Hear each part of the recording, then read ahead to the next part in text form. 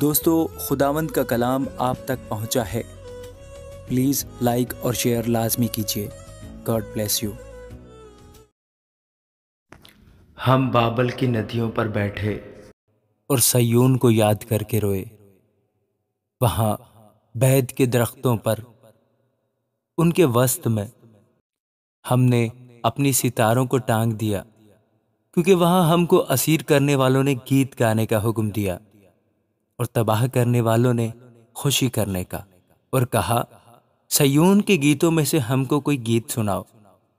ہم پردیس میں خداوند کا گیت کیسے گائیں؟ اے یروشلم، اگر میں تجھے بھولوں تو میرا دہنا ہاتھ اپنا ہنر بھول جائے۔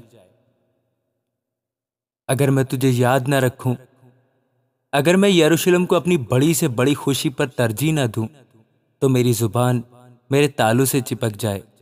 اے خداوند، یروشلم کے دن کو بنی ادوم کے خلاف یاد کر، جو کہتے تھے اسے ڈھا دو، اسے بنیاد تک ڈھا دو۔ اے بابل کی بیٹی جو ہلاک ہونے والی ہے، مبارک ہوگا جو تجھے اس سلوک کا جو تو نے ہم سے کیا بدلہ دے۔ وہ مبارک ہوگا جو تیرے بچوں کو لے کر چٹان پر پٹک دے۔ آمین۔